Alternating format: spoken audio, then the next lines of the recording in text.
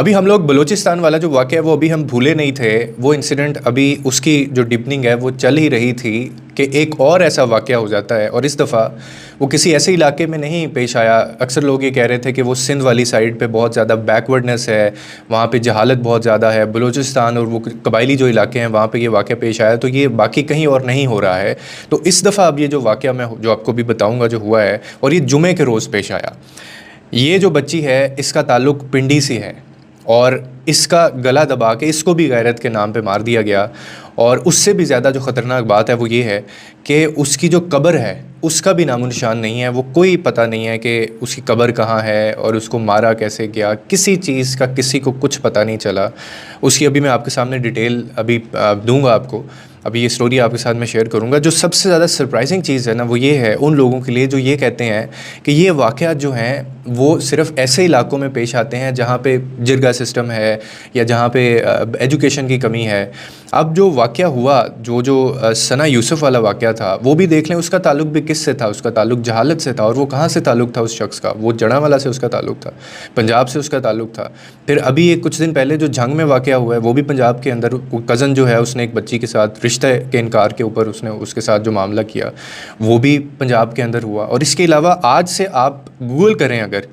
कि आज तक कितने जो ऑनर किलिंग के नाम पे जो कत्ल हुए हैं, और वो सारी की सारी जो हैं वो आपको बेटियां बहनें ही उसमें नज़र आएंगी, उसमें कोई दूसरा लड़का नज़र नहीं आएगा। तो एक तो ये जो बढ़ती हुई एक चीज़ है ना जिसको कंट्रोल करना चाहिए, और इसके लिए ना कोई कानून है, इसके लिए ना कोई सज़ा है। वो पकड़ तो लिया जाता है, पकड़ लिया जाता है, लेकिन उसके बाद केसेस चलते रहते हैं और कोई फ़ैसला नहीं आता। और ये इन लोगों का सबसे ज़्यादा जो कॉन्फिडेंस जो है ना ये इन लोगों को मिलता है इस चीज़ से। और इसका कोई मतलब स्टैंडर्ड नहीं है कि ऑनर किलिंग के नाम पे चाहे वो साबित हो ना हो, उसने किया हो ना किया हो, दागदार किया हो या वो इस तरह का कोई मामला पेश आया हो, सिर्फ़ जो है वो उसके ऊपर अमल किया जाता है, उसकी तस्दीक नहीं की जाती। अभी इस मामले में क्या हुआ मैं आपको थोड़ी सी डिटेल बताता हूँ। अभी इस स्टोरी के अंदर इसका नाम सिदरा है, पिंडी से ये लोग यहाँ पे शिफ्ट हुए हैं और केपी से इनका ताल्लुक़ है, और यहाँ पे अपना इनका कपड़े का कारोबार है। कज़न के साथ इसकी शादी की जाती है, और शादी करने के बाद जो सबसे ज़्यादा शॉकिंग चीज़ जो मैं आपको वीडियो के शुरू में भी मैंने कहा कि होता ये है कि 2 दिन पहले, अब जुमे को ये पता चला, ख़बर आई, और 2 दिन पहले इसका कज़न के साथ मिल के और अपनी इसकी माँ मिल के इसका कत्ल करती हैं, इसका गला दबा देते हैं। और उसके बाद पुलिस में रिपोर्ट जो है वो एफ़आईआर करवाई जाती है, और पुलिस को उल्टा ये कह दिया जाता है कि आप हमें बरामद करके दें, हमारी जो बच्ची है, मेरी जो बीवी है वो लापता है, वो 2 दिन से मिल नहीं रही, तो आप हमें उसको ढूंढ के दें। खुद ही यानी 2 दिन पहले उसको उसकी जान ली गई, और उसके बाद रिपोर्ट करवाया गया कि वो मिल नहीं रही, वो लापता है, हमें वो ढूंढ के दी जाए। स्टोरी इसमें ये है कि इल्ज़ाम लगाया जाता है इसके शौहर की तरफ से, जिसका नाम ज़ियाउर रहमान है, ये जो सिदरा का शौहर है। और इल्ज़ाम ये लगाया जाता है, कहते हैं कि एक दिन मैं 18 या 17 जुलाई को जब मैं घर गया तो मैंने देखा कि मेरी बीवी जो है वो, हमारा एक मामूली झगड़ा हुआ, उसके बाद इसने घर से जेवर लिए और कुछ सामान लिया, कुछ पैसे लिए, और ये अपने घर का कह के ये वहाँ से चली गई। और जब हमने इसके घर फ़ोन किया तो हमें पता चला कि वो वहाँ पे नहीं है, और किसी उस्मान नामी लड़के के साथ ये भाग चुकी थी।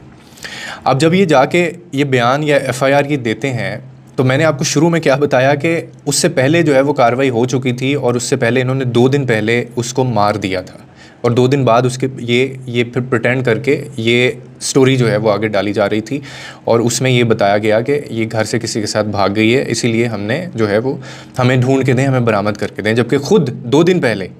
वो जो इतलात के मुताबिक या जो सोर्सेज कह रहे हैं वो 2 दिन पहले उसको मार दिया गया था उसकी, और इसको कब्र जो है वो भी उसकी निशानदेही नहीं हुई, यानी इसको उस कब्रिस्तान में नहीं दफनाया गया जो कि अमूमन आपके अहले खाना, जैसे हमारे माँ बाप या दादा दादी, जो परदादा वगैरह की एक होता है ना, एक ट्रेडिशन है हमारे कि इनका वो जगह भी हमें कहते हैं कि ये जी अबू यहाँ पे हैं, फ़लाने यहाँ पे हैं, फ़लाने यहाँ पे। तो इन्होंने उस कब्रिस्तान में भी इसको नहीं दफनाया, किसी दूसरे कब्रिस्तान में इन्होंने दफनाया। और वो कब्र की एक पर्ची बनती होती है, वो पर्ची भी इन्होंने जो है वो उसको भी गायब कर दिया, और कब्र बना के उसका नामो निशान भी जो है वो बिल्कुल मिटा दिया। अब मैं अक्सर ये सोचता हूँ इस तरह के मामलात में कि एक इंसान जो है वो इस तरह की चीज़ें कैसे कर सकता है, मतलब क्या हम हैवान हैं, क्या हम जानवर हैं, या हम गैरत के नाम पे, या हम जब जिसका दिल करता है और वो मुंह उठा के हम लोग उसके ऊपर इल्ज़ाम लगाते हैं और प्रॉबेबली वो एक लड़की होती है और उसको गैरत के नाम पे हम मार देते हैं। इसका फ़ैसला भी इसी तरह से हुआ कि इसमें जिरगा बैठा है, उसमें फ़ैसला किया है, 35-40 लोग वहाँ पे मौजूद थे, फिर सहन के अंदर ये फ़ैसला किया गया और उसको एक बंद कमरे में ले जाके 2 से 3 लोगों ने इसका गला दबाया। तो ये हालात हैं हमारी सोसाइटी के, और ये तो वो चीज़ें जो अभी आ रही हैं, इसके ऊपर भी पुलिस ने प्रोएक्टिवली, क्योंकि इस पे उन्होंने अमल किया है, वो बलूचिस्तान वाला जो वाक़या है वो इनके जहन में था और जो अवाम का जो रिएक्शन था वो भी इनके जहन में था। तो इसी तरह से खैर इन्होंने इसको टेक डाउन किया और इसकी सारी जो तफसीलात हैं कार्रवाई की गई और 14 से 15 इसके घर के जो अफराद हैं उनको भी गिरफ़्तार कर लिया गया और वो बाकायदा अब कार्रवाई तो शुरू हो गई है। लेकिन सवाल ये है कि जब हमें पता है गैरत के नाम पे क्यों हम लोग इल्ज़ाम लगाते हैं, या अगर कोई किसी के साथ मामला कुछ चलाता भी है, तो पहले हमारी सोसाइटी में सबसे बड़ा जो एक जुल्म होता है ना, वो ये होता है कि जब एक बच्ची की शादी की जाती है, जब एक औरत या लड़की उसकी शादी की जाती है, तो उससे उसकी मर्ज़ी क्यों नहीं पूछी जाती। आप उससे अगर उसकी मर्ज़ी पूछ लें और उसको आप थोड़ा सा टटोल लें और उसको रीज़निंग दे दें, लॉजिकली देख लें, अगर वो लड़का ठीक है, फैमिली ठीक है, बज़ाहिर जो आपकी एक चेकलिस्ट होती है, माँ बाप के होता है ना कि यार बच्चा ऐसा ना हो, वैसा ना हो, कमाता हो, पीछे घर वाले उसके ठीक हों,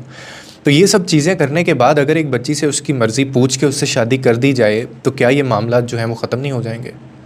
जब ज़बरदस्ती शादियाँ की जाती हैं, या हम उनको, मेरे वालिद साहब अक्सर ऐसे मामला वो कहा करते थे कि हम लोग बच्चियों को, हम बच्चियाँ बेटियाँ नहीं समझते, हम उनको भेड़ बकरियाँ समझते हैं, या हम उनको भैंसें समझते हैं। और ये ऐसे ही है कि उसको एक किले से उसका उतारा और उसको दूसरे किले पे जाके बांध दिया ताकि वो इधर से कहीं जा ना सके। तो लिटरली हम ये वाला मामला अपनी बच्चियों के साथ करते हैं और फिर इस तरह के वाक़यात पेश आते हैं। और ये वाक़या अगेन कि जो लोग कह रहे थे कि जी हमारे ऐसे तो नहीं होता, तो ये वाक़या जनाब आपके इस्लामाबाद पिंडी का वाक़या है, ये वहाँ पे ये इस तरह की चीज़ें हुई हैं और वो पढ़े लिखे लोग हैं वो भी जिन्होंने ये किया है। लेकिन बात ये है जो मैं आपको समझाने की कोशिश कर रहा हूँ कि अब जो सोसाइटी जिस तरफ जा रही है, मैरिज तो इतनी स्केरी हो गई है कि आज मैं लिटरली मैं डरता हूँ इन चीज़ों से अब, कि किस तरह से हमने किसी इंसान का पता कैसे चलेगा कि यार ये कैसा है, उसकी माँ कैसी है, उसके घर वाले पीछे से कैसे हैं। तो बहुत ही अफसोसनाक वाक़या हुआ और इसके ऊपर कार्रवाई तो हो गई है, वो भी शायद इस वजह से क्योंकि वो बलूचिस्तान वाला जो वाक़या था उसकी हीट थी इतनी ज़्यादा, और वो हीट ऑफ द मोमेंट के अंदर ये जो यहाँ पे पुलिस थी या जो थाना वगैरह था जो लगता था, उन्होंने बर वक्त इसके ऊपर कार्रवाई की क्योंकि उनको पता था कि अगर ये चीज़ सामने आ गई अवाम का भी रद्द-ए-अमल आएगा और हम इस चीज़ को रोक नहीं पाएंगे। तो अल्लाह ताला जी हमें ऐसे वाक़यात से, ऐसे लोगों से, और हमें अल्लाह ताला इतनी अक्ल दे, हम सब की जो बहन बेटियां उनको महफूज रखे, क्योंकि इस तरह के जो वाक़यात हैं वो